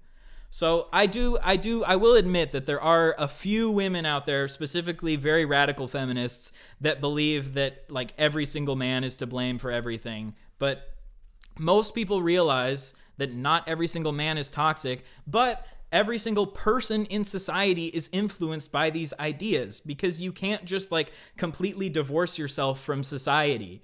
I mean, maybe some people can, but it's really hard to just completely disconnect yourself from all these ideas that get like pounded into us from a young age. It is so well known that everyone blames men that when you say not all men, you are criticized. Okay, so the reason that people get criticized for saying not all men is the same reason people get criticized for saying all lives matter. The statement, all lives matter, is a true statement. The statement that not all men are toxic is a true statement. These are both accurate statements, but the problem is the context that you say them in. When you say all lives matter in response to Black Lives Matter, the problem with saying it in that context is that you are deflecting from the issues that person is bringing up. If someone is saying Black Lives Matter, they're saying it to bring attention to the problems Black people are facing. So if you say all lives matter in that context, you are using it to discredit that Black person.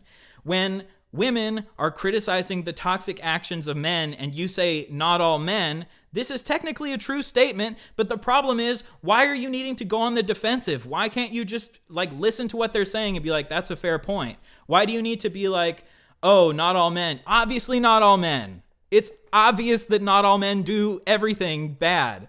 But when women are criticizing toxic masculinity, if you feel the need to come into a comment section and be like, not all men, why not just like have a moment of humility and listen to them and listen to the things that they're saying are harmful? If a man assaults a woman, all men aren't responsible for that assault. Wow, thank you for finally agreeing with me. I'm glad you're on Team Buttsmart. It's great to have you on the team, big fella. But the problem is 99.999% of people agree that if one man commits assault, that isn't the same as all men committing assault. But the problem is that you create these videos crafting this narrative against woke women, saying that that's like what woke women believe. It's crafting a disingenuous narrative. So the point of my video is to say 99.99999% of people don't think that if one man assaults someone, that means every man assaults people. But that's the claim that you're making.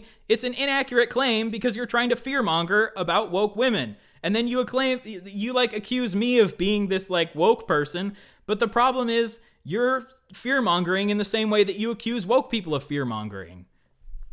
Obviously. Thank you. Number 9, slut-shaming. What does slut-shaming mean? It is the action or fact of stigmatizing a woman for engaging in behavior judged to be promiscuous or sexually provocative. I think the reason that society looks down on women who have slept with a lot of people or are easy in this situation is because it's so simple for them to get sex. For a man to get a lot of sex, he's got to be funny, intelligent, he's got to be all these things, he's got to be muscular, he's got to be good looking. For a lady to get sex, all she has to do is just slightly open her fucking legs. I have never understood this argument. What you're saying is that it's easy for women to get sex because men usually want sex. And it's not easy for men to get sex because women usually don't want sex. So if men are the ones who usually want sex, then what you're saying is, by default, men are sluts. Yes. Yes. Yes, yes, yes. That is exactly what we're saying. We are big dirty sluts. All right. Well, I'm proud of you for your sexual empowerment. I support your right to be a slut, Isaac. Well, at least in our minds. See, we want sex all the time, but we can't get it all the time. Like if you achieve something really hard in life, people look at you and go, wow, that's so great, well done. But if you achieve something that's really easily achievable all the time, say putting your shoes on every day. The first time you do it, wow, well done, how good are you? The 100th time, no one gives a fuck anymore. No one cares anymore because you do it all the time and it's easy. Okay, so what he's saying is, if someone makes an accomplishment, that's like more impressive than doing something that's easy. But you haven't, in this claim that you're making, you haven't established why it makes sense to shame someone for doing something that is easier. Like, with this metaphor that you've created, do you think that we should shame people for tying their shoes because it's like an easy thing to do? Like, we shouldn't praise people for tying their shoes, but we also shouldn't shame them for tying their shoes. And that's the point of why I'm saying slut shaming is stupid. Like, yeah, maybe it's easier for women to get sex in certain contexts. Who cares? Like you said, who cares? That's the point that I'm making. Slut shaming is bad because women should just be able to like have as much sex as they want, because who gives a fuck? As a society, we seem to look down on people who take the path of least resistance. And to get fucked by 1,000 guys is the path of least resistance. So he says, in society, we tend to look down on people who take the path of least resistance. Okay, that's not good. Why? Why should we look down on people who take the path of least resistance? That doesn't make any sense at all. Isn't that like against capitalism? Like in capitalism, a lot of times the path of least resistance is what leads to the highest profits. Sometimes you take the path of more resistance, sometimes you take the path of least resistance. I don't understand why we should shame people just for doing something that's easy to do. That doesn't make any sense at all. And if women usually don't want sex, then by default, women aren't sluts. But you're saying it makes sense to shame a woman when she decides to want sex as much as men want sex? So if we should shame women for wanting sex as much as men do, then why aren't we also shaming the men for wanting sex? You're a massive slut because you want sex as much as men do, and that is not okay. I'm so confused. What I'm saying here is, okay, and stick with me, it's easier for women to have sex, therefore it's abundant. For men, they want it all the time, but they can't get it. It's not so abundant. I'll change it, okay? This is a direct question to you. Yeah, I know that that's what you're saying. And I'm saying, regardless of how abundant or not abundant something is, you shouldn't shame people for it, because who cares? You, Mr. Ralph Wiggum Beard. How many men could one woman sleep with in a week before you think it's gross? Is it 1? Not really. 2? Nah. 3? 4, 5, 6, 7, 8, 9? Are you saying it's gross yet? Would you think that person is a bit gross? No, I maybe this is crazy. I legitimately don't care how much sex people have. Have as much sex as you want to, as long as you're being safe with it. I think if you have sex with 1,000 people, you might need to worry about STDs. So you need to just make sure that they've been tested before you do that. Safe sex, everyone. But no, someone can have literally as much sex as they want to, and I could not give less of a fuck. That's not a reason to shame a person just for doing what they want to with their body. I understand maybe where he's coming from is like the idea of, oh, sexual empowerment. Like, why do we need to have sexual empowerment if like people can just do what they want? But that's not even what he's saying. He's just saying slut shaming is okay because that's how society is, which is a terrible argument. And the reason why we have to have sexual empowerment is because people have, like, purity culture has made people feel unempowered to have sex. So sexual empowerment is just hopefully bringing us up to a level where everyone can just have sex when they want and who gives a fuck. Because wouldn't you agree that an idea of freedom is people can just have the freedom to do whatever they want to with their bodies and not get bothered by other people on how much they want to have sex? I just don't understand this at all. I feel like you're such a freedom guy, but then you turn around and be like, it makes sense to shame women for how much they want sex. What about 100? What about 1,000 men in 1 week? Would you admit that that's a little bit gross? That's a lot of cum. How many women? That's a lot of cum. I don't know. Cum is pretty delicious. Pretty. Could a man sleep with in a week and you would look at that and go, nice. How are you doing that? Is it 1, 10, 100, 1,000? If a man's rooting 1,000 women a week, you wouldn't be thinking gross. Like, you might think a little bit gross. It is a little bit gross. You'd probably look at him and go, how the fuck are you doing that? Can you? No, you're just literally admitting that you're misogynistic. If you have a different view of men who have sex and women who have sex, and your response to one is that's gross, and your response to the other is, wow, good job, that's just being misogynistic. Like, I wouldn't be proud of a guy for sleeping with 1,000 women. I would have the same response. I'd be like, make sure that you know that they don't have STDs. Go out and have your fun, dude, but just be a little careful there. That's the response I would have to both a man or a woman if they're like, today I'm going to start my week of fucking 1,000 people. I would be like, okay, have fun. Just make sure to be safe. Make sure to wrap it up and get tested. I really don't care. No, I honestly, genuinely don't care. Me personally, I would not have sex with 1,000 people in a week. I'm happy in my monogamous relationship, but like, I just don't care. Why do you care? Teach me the tools of the trade, sir. Woke women believe that all men are dangerous. I've already touched on this already in this video, but I feel it is important to really highlight it. A generation of young women between the ages of 14 to 30, maybe even a little bit older, are learning that not only are men dangerous, that they should be scared of them at all times and avoid them at all costs. The vast majority of women don't actually believe that all men are dangerous. When they say this, they are exaggerating. Wow, thank you. Thank you so much for mansplaining what women mean. Thank you for mansplaining what women mean. I didn't have any women in the comments disagreeing with me. So you clearly don't care about mansplaining. I just love when Isaac just he's like, what is a woke term that I can just kind of snatch out of the air? Mansplaining. You're mansplaining. I know he's just kind of using it as a joke. But if I was mansplaining something, I feel like I would have had some women like pushing back against me and being like, no, actually it's different. But I don't think I got a single comment from a single woman disagreeing with anything that I said in that video. So I don't... Mansplaining, the idea behind mansplaining is when you're talking to a woman and you are acting like you assume that you know better than them because you're misogynistic and you're condescending, and so you're like talking down on them. Me just like stating facts about how feminists tend to act is not mansplaining. In this next section, I say that all male feminists are creeps. And he compares that to how I generalize saying it's not all men. Here lies the issue with that logic. I'm right.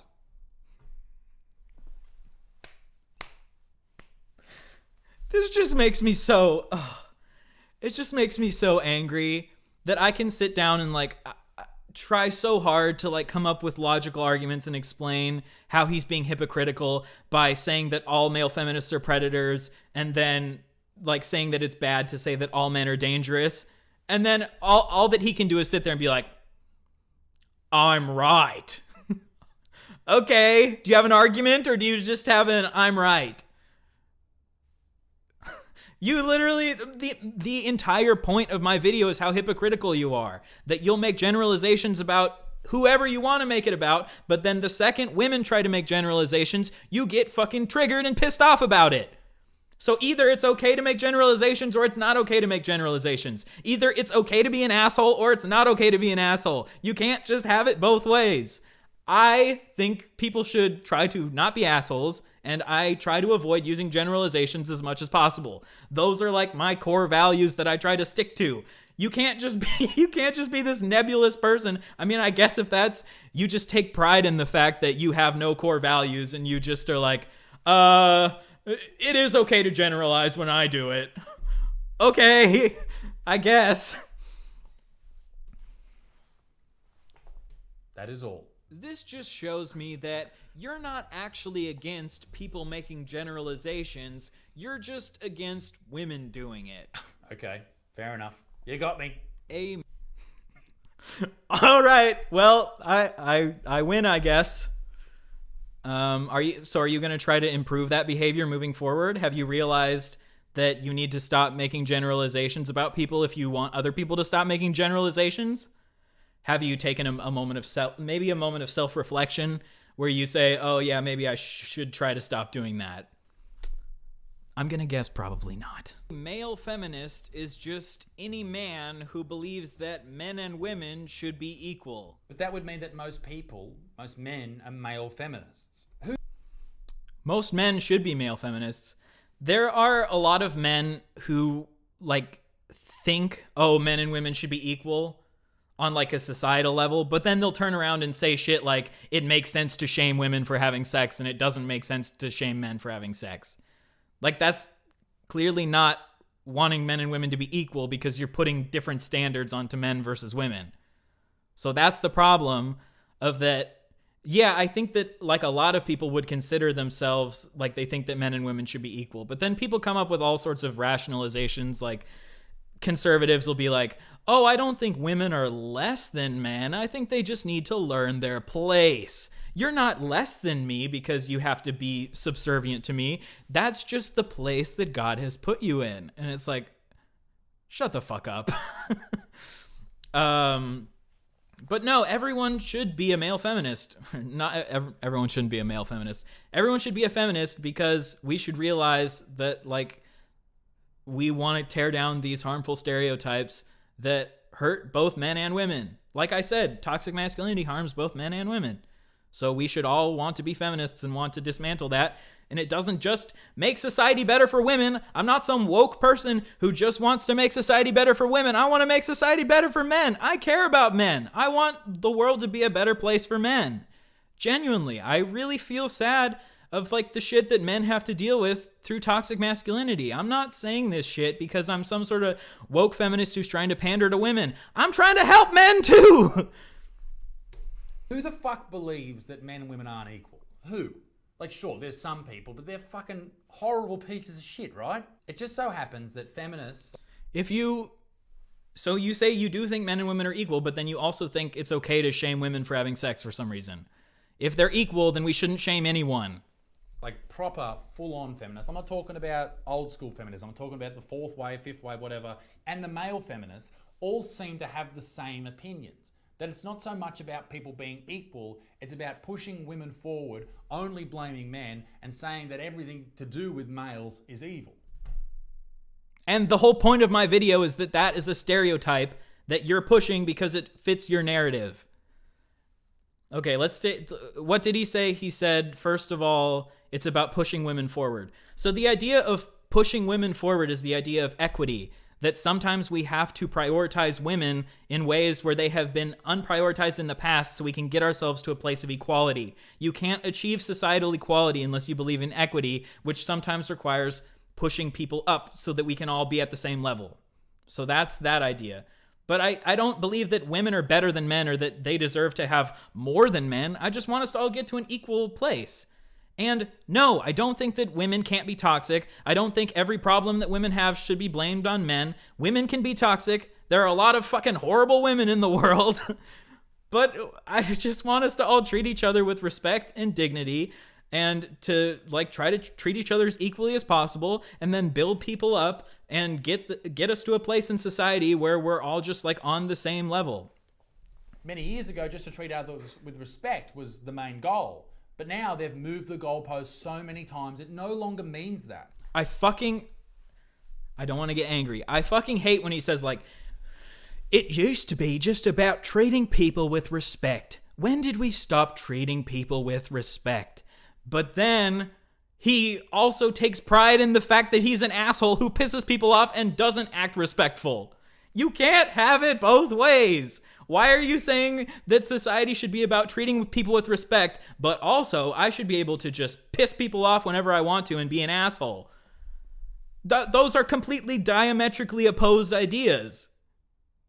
I think that, like, I think it's okay to, like, we shouldn't always have to be respectful. If someone's being, like, a hateful bigot, I think sometimes you don't have to, like, be respectful if you're, like, criticizing them necessarily. But generally, I think that being respectful as a society just means like letting people do what they want with their bodies, letting people live the lives that they want, trying to treat people as equally as possible, and just not purposely being an asshole for the sake of being an asshole because you think it's hilarious and it makes all your edgy teenagers happy.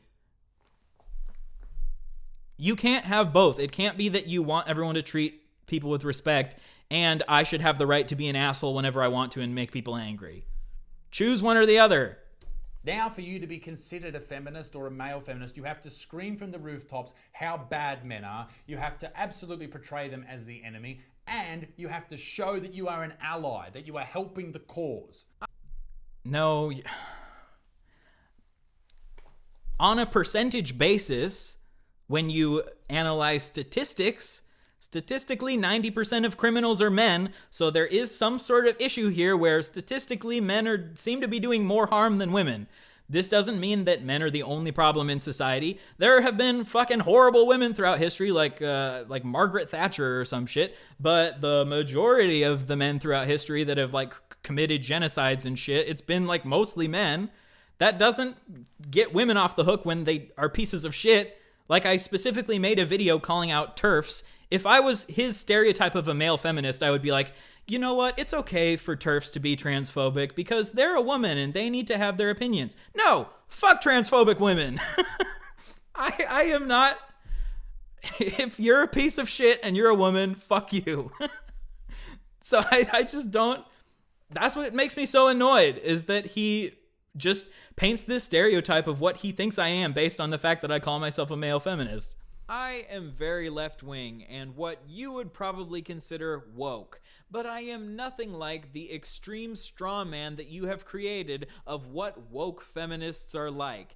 And I am willing to bet that the vast, vast majority of feminists would agree with everything I have said. Well, let's not generalize, mate. But they probably would. Saying the vast majority is not a generalization. Generalizing is saying like all. And they probably will agree with everything you said because you are reading from their fucking cliff notes, mate. Did you completely miss the point that I'm making? The point that I'm making is the vast majority of feminists will agree with my views that are not as extreme as you're making them out to be. The point is, so if you're saying you agree that women would agree with me, I just don't know. Do you think that's a good response? My whole point is that woke feminists aren't this extreme stereotype that you've made them out to be. And then you're like, well, of course women would agree with you. Okay, well then, did I prove you wrong or not? It's all the same talking points. It's all the same doctrine. You're not allowed to misstep, otherwise you will be cast away and never seen or heard from again. I didn't say that. What? He's not responding to any of the things that I actually said in this video. He's just responding to stereotypes of what he thinks I believe. I am someone who believes in rehabilitative justice. I think that just because someone makes a mistake doesn't mean that they should be cast away from society for their entire life. This is a leftist idea that people who make mistakes should be able to learn to improve and shouldn't get the death penalty or get like locked away forever. So no, I am the exact opposite of that, Isaac. It's like a religion. There's very little difference between your thoughts and beliefs ever. There is to be no change. There is to be no divergence. I mean, there is to be no change? Progressivism is about change. Conservatism is about keeping things the same. The whole point of progressivism is changing. And I do agree that there is a problem on the left where, like, if you step out of line a little bit, then you can get like crucified for it. And I think we do need to have a little bit more like empathy for people making mistakes. But also we shouldn't just put all of our empathy towards like the straight white men who keep making mistakes over and over and over and not thinking about the ways that their mistakes like can harm the other people. We have to have both. You have to have nuance when it comes to this stuff. Because when we just keep focusing on, oh, give the straight white guy another chance, give him another chance, give him another chance, then we don't think about the ways that their actions can actually end up harming the people that they're being shitty towards. So you have to find that balance. Little friend, that is a woeful way to live your life. You do not have the ability to think critically. You don't. I don't have the ability to think critically. You haven't been actually like responding to the things I've been saying. You've just been painting a straw man of me this entire time. You've just been coming up with arguments that you assume that I believe, which I don't believe, which is the whole point of why I criticized you in my video, because that's what you do. You paint straw men of people and don't actually engage with what they're actually saying. So this is called you not thinking critically. Thinking critically is shameful in your world. It's probably toxic masculinity as well. Yes, guys, thinking critically is toxic masculinity. I am the one who is saying that we need to view things on an individual level and a societal level at the same time. That is called thinking critically. What is not thinking critically is you just being like, my opinion is right because I said so. I am just right, and things are just the way they are because society is that way. And I just think women's body hair is disgusting because I do. There's no reason behind why I think that. That's called not thinking critically. You're the one who's not willing to do any deeper like introspection. It's very common for people in his world to paint me with a brush of transphobia or homophobia or sexism or whatever, because I dare to not follow their dogma. That is it. That is literally why they do it. I do it because you say things that are in line with the opinions that I have of what is considered harmful. You don't need to be in line with my dogma. I just have opinions that I think are harmful, and when you say things that are directly opposed to what I consider harmful, I'll call you out for it. These people are so terrified of challenging their own belief system. They are terrified of it. And they will base their life and their career on going on the defensive with anyone who dares to question it. Aren't you doing the exact same thing? You're going on the defensive of what I said. You haven't done any introspection about the things that I've said. I like to pride myself on being a pretty introspective person who can realize when I've done something harmful and try to improve myself from there. But if you want to prove that you're like some person who is willing to be a critical thinker, then maybe analyze the ways that these ideas that you have aren't really based in any sort of logic. You're just like, well, this is how it is, and that's just how it should be. That is what has happened with this little dude and why he made a 31 fucking minute video about me. Therefore, I have to make a longer fucking video so I can watch the whole fucking thing. And it's painful for everybody. Let's look at a few more examples of Isaac blatantly contradicting himself. Isaac has a long-running beef with the leftist streamer Vosh that started because Vosh made a joke that Isaac is a child groomer. Tick tock. All right, can we just agree that anyone who talks like this is probably a groomer? This groomer, I'm fair saying it, yeah. This guy probably like fucks kids. Isaac was not very happy about this. Oh, I can't imagine why. I cannot imagine why. I think if someone calls someone that and they're not upset about it, that's someone you want to keep a fucking eye on. Now, of course, Vosh apologised for saying that. Rightfully so. He was probably worried about being sued, and he fucking should have been. But I don't think the irony was ever lost on anyone that Vosh was claiming that about someone else. Anyway, just saying, allegedly. But let's see where Chief Wiggum's son's going with. Okay. So, he puts these clips in, and he does not respond to the actual point that I was making by putting those clips in. I said, I agree, it was not okay for Vosh to make that joke. But this is very dishonest framing that he's doing right now because he didn't play the follow-up of where I explained that I am against Vosh making the joke. The entire point that I was making is it's not okay for Vosh to make jokes about you being a predator in the same way that it's not okay for you to generalize that all male feminists are predators. That is the point that I made. And you completely cut out all of the context that I gave there and the whole follow-up to why I was saying that because my entire point was pointing out your hypocrisy. My point was not to say it was okay for Vosh to make that joke about you. So this is very dishonest framing that you have done here. Like, you know that that's dishonest, right? If you're going to play these clips, you need to give the full context of the point that I was making. Like, you don't have to play the entire video necessarily, but if you're going to make a point, you can't frame it in this dishonest way. Because the way your video is edited right now, it makes it seem like I was like defending Vosh for calling you a child groomer, which in the video I was specifically saying it was not okay for him to do that. So this really pisses me off here because my entire point was don't get mad at people calling you predators if you go around calling other people predators. Either we just keep coming back to this. Either it's okay to call people predators with no evidence or it's not. These can't both be true at the same time. You can't get pissed off that Vosh calls you a predator and then turn around and call other people predators. That's the point that I'm making.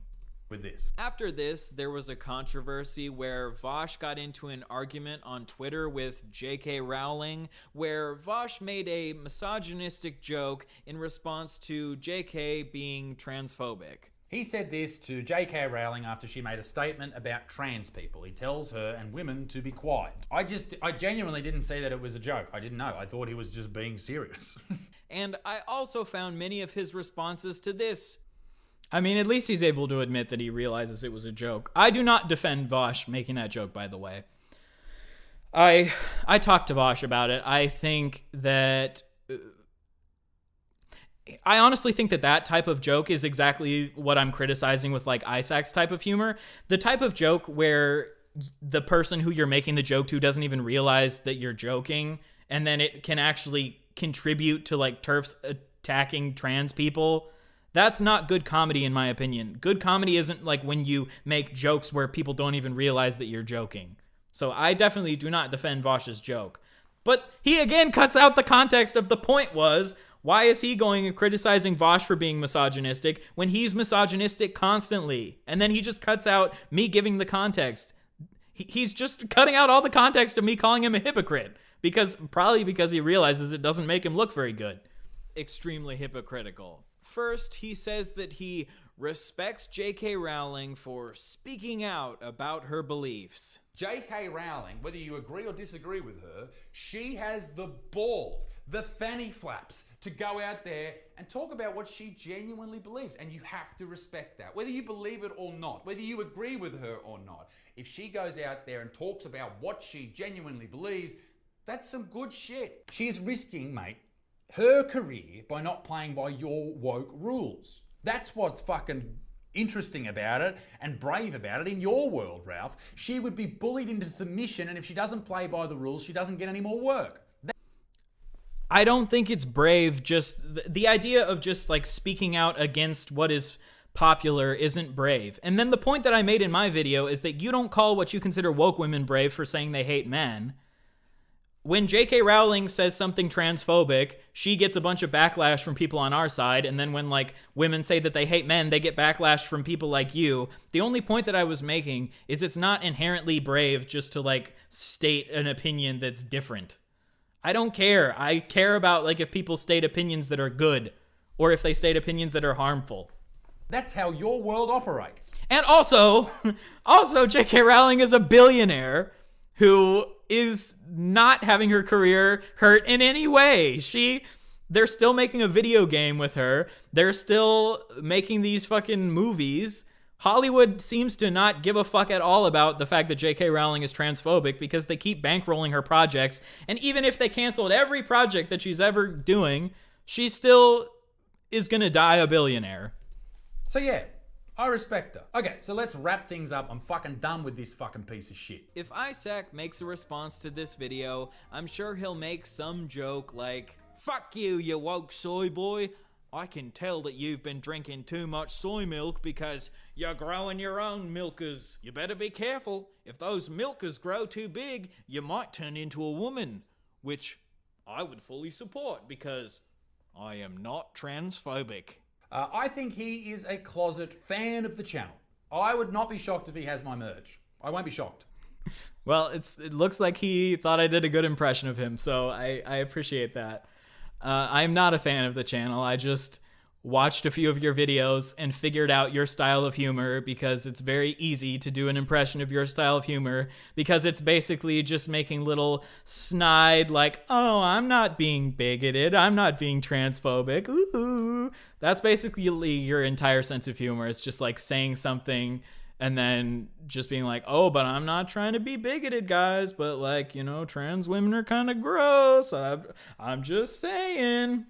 That's like 90% of your humor. Hopefully, someday Isaac will stop attacking random trans teenagers on TikTok, stop antagonizing fat people, and stop trying to piss off feminists for views. Over my dead body, Ralph Wiggum. All right, well, if you're not going to stop doing that, then at least stop being a hypocrite and calling, like, trans people assholes for asking you to use their correct pronouns. If you're going to keep being an asshole, then start letting other people be assholes, you dick. Ruffling feathers is fun, okay? And I like to throw those videos here or there whenever it sort of comes to be. Ruffling feathers of the weakest people in society is good fun, Ralph, okay? It just fucking is. And for you to... I don't understand this whole, like, weakest people in society, strongest people in society. I generally see the people who have to deal with so much shit from people just hating them just because of who they are, and they have to deal with that day in and day out and still be like a nice human being and still function and still try to be empathetic. You know, a trans person who gets like every single day people coming and saying that their complete existence is invalid, and then they have to turn around and be just a nice person. Like, that is, how is that a weak person in any way? Is someone weak just because they get upset at the things that you say? Because you get upset when people say things you disagree with as well. I don't know. I don't think that marginalized people are the weakest people in society. I think they're some of the strongest because they have to put up with shit day in and day out, and they have to like fucking still function as human beings even though people treat them like shit constantly. Say that is hilarious because you and your little mate Todd Flanders in the same week uploaded the same video. So you're sitting there planning, oh, well, let's get this guy. You're doing the same thing that I'm doing, mate. I am doing the same. Yeah, I know I'm doing the same thing you're doing. I'm criticizing you. Just like you criticize other people. I said that in the video. I know that I'm doing that. Did you think this would hurt me? Shatter my confidence? Shut the fuck up, you minuscule little insignificant fuck. I didn't think it would hurt you. My hope is when I make videos like that, maybe I'll take some of your audience, your audience that's actually willing to think critically, and maybe some of them will be like, wow, Isaac actually is kind of a piece of shit. Maybe I won't listen to him anymore. I know I'm not going to get through to you. I know you're so entrenched in your worldview because that's what makes you money. But my hope is that we can move the culture towards more empathy and towards like being accepting of people and not being an asshole for no reason. So no, I know it's not going to hurt you. I don't give a fuck. I care about your audience. I want to convert your audience to my side because that's my agenda. And you have an agenda as well. You want people to agree with you because the more people agree with you, the more you can fucking make money off of them. But I've saved the most terrifying and interesting part of this video for last. Are you ready? Are you ready? Here it is. Now that I've finally settled in here in Australia, he's here in my neck of the woods. Fuck off, we're full, mate. Well, just... You can't get rid of me, Isaac. I'm here, and I'm not going anywhere. Sorry, you gotta just deal with it. Don't be a snowflake. I'm here in your country. For you. Everybody else is welcome. You... not so much. Ladies and gentlemen, hope you enjoyed the video. Be a good motherfucker. Peace in the Middle East. Be dick sticks. Toodaloo, bye-bye. Ladies and gentlemen. Well, I guess maybe I hoped for some more introspection from him, but, you know, not really. I kind of expected that that's the type of response that... Sorry. I kind of expected that that's the type of response he would give. But, yeah. At the end of the day, my entire point with my video is just don't be a massive hypocrite. And, you know, I like it when people are empathetic and kind to each other. And so I'm criticizing you because I think you're an asshole, and then you criticize other people for being an asshole, and then you make all these stereotypes about woke women that the vast majority of them don't actually agree with. I don't know. I'm sure you all understand my points at this point. He did a stunningly bad job at really debunking any of the points that I was making, and most of the context, especially later in the video, he just completely glossed over any of the points that I was making about why he's a hypocrite. And that's what sucks, is that people are going to watch his video and he just left out all the parts where I called him a hypocrite. Because the very few times where he did put in the points where he realized that he was a hypocrite, he was like, yeah, that's a fair point. So then as time went on, he had to realize he had to start like editing out all the parts where I called him a hypocrite because he realized that it made him look bad. I mean, that's basically what I think happened here. Because he was like, yeah, that is a fair point that I do make a bunch of generalizations about people while criticizing other people of making generalizations. I don't know. Well, it is what it is. I'm getting a big influx of his fans coming into my comments, calling me fat, calling me Ralph Wiggum or whatever dumb nickname he came up with. And, you know, my nickname for him, Isaac, is dumb too. Who cares? But anyway, thank you guys for watching. I think that this was... I really enjoyed doing this. I hope you guys enjoyed it too. Sorry if I haven't gotten the chance to read through your comments, but anyone who's still watching, click the link below. Go subscribe to my second channel because I'm going to be doing streams on my main channel and then uploading to my second channel the edited versions of that. So I really appreciate all of you. Thank you so much to anyone who donated. Thank you so much to the new members. That is incredible. I really appreciate you guys. I'm going to be doing some members only streams moving forward. I definitely want to commit to doing at least one of those a month. So I'm going to try to balance the bigger projects that take a few weeks for me to work on with doing these kind of short impromptu streams with you guys. It was a fun stream. I really appreciate that. I'm glad you enjoyed it. Let me see if there's a way. I want to see if there's a way to look at just the super chats if I missed any of them.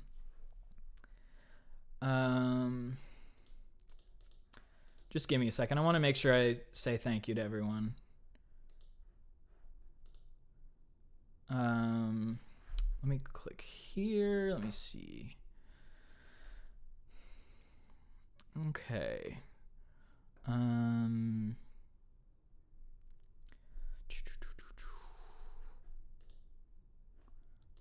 I'm gonna figure this out and figure out a way to thank the super chats in the future.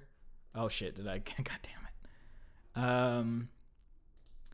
But anyway, I just want to say another massive thank you to anyone who donated, and I'm sorry if I missed your message just because I was really focused in reacting to him. And in the future, I will try and make sure that I go back through the super chats once it's all over. I just don't exactly know how to do that at this point, but I appreciate you so much. Happy Pride, everyone. Be freaking proud of who you are.